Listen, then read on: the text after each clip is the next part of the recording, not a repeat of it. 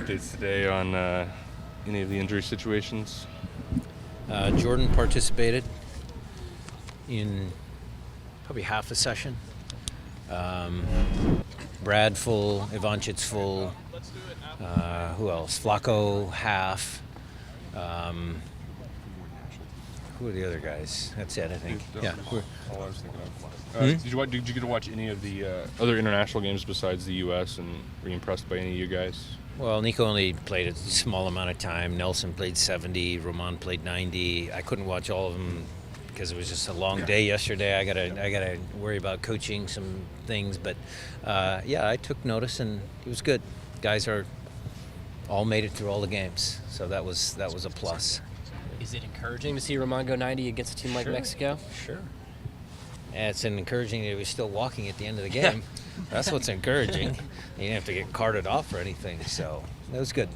What day do you expect most of those guys back in training? It's random. I mean, Chris Henderson takes care of all that.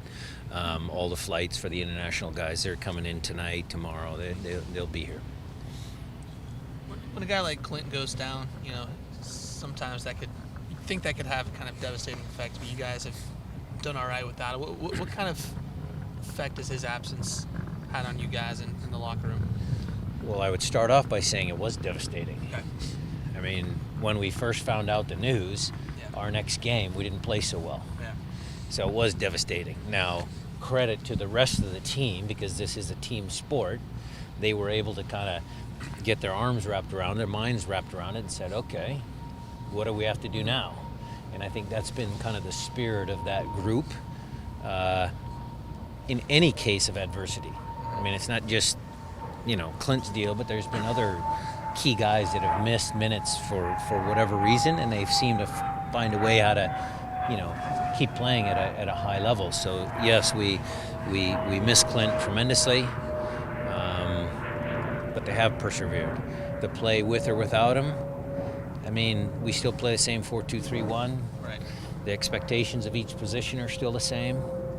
It's just, you're missing a guy with some quality. Right. Throughout your career, have you seen that effect where star players go down and everyone, guys feel more of a responsibility and hence their game elevates as a result? Or maybe before they're like, Clint will get us out of this. Well, okay. In years past, I can't remember any situation where teams have had that mindset. With this group, they didn't have that mindset. It was never that the team always said, we're going to rely on Clint Dempsey. Right. There was too many proud players here that played for this club that, did their part to help Clint be a good player, and vice versa. Clint would help them in their roles as players. So I think it's always been, the team focus here in Seattle. How important is it to get a guy like Ivanchit's back if he's now full practice? How important? How big of a piece is he? A lot. I mean, he was very good, and he's still really good. So we just hope to keep him fit, and he's got to be 90-minute fit. You got to be sharp. That's the last little hurdle. So he's physically healthy. But sometimes it takes a player a game or two to kind of really get back to where he was when he was really on a good clip. So that'll be his last challenge, up here. How is it going against players that maybe weren't here before that you've known, like Pappa and Micheal Azira? Well, we love Marco. We love Michael. They're good players. Mark Birch. I mean, it's good. It's always nice to see your friends. Garth has talked about how kind of like difficult and rigorous a process it was to get Nico over here. But do you know anything about how much of a role Flacco played in that? Were they like really good friends, and did you give him like a sales pitch, or do you know much about that dynamic? I don't know much about that, Ari.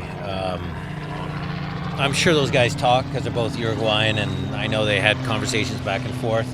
Flacco has been very complimentary about our club, about what we do, how we do things, the facilities, all of those types of things. So I'm sure that helped in some small way.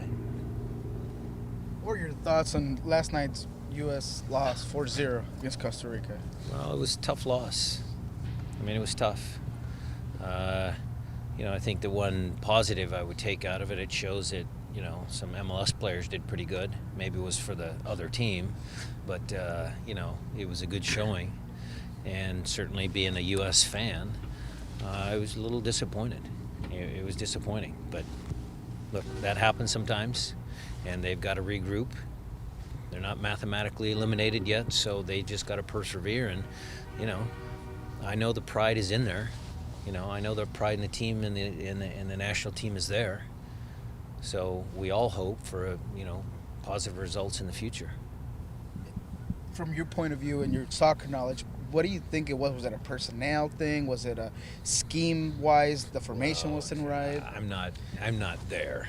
I would love to be in the locker room and see what happened at training. I would love to be there, but I can't comment on that. It'd be unfair to all the, not just Jurgen, but for the players as well, for us to comment. I mean, we're fans. We have an opinion, but I'm not going to second guess our national team coach or criticize any of our national team players. They're all tremendous players.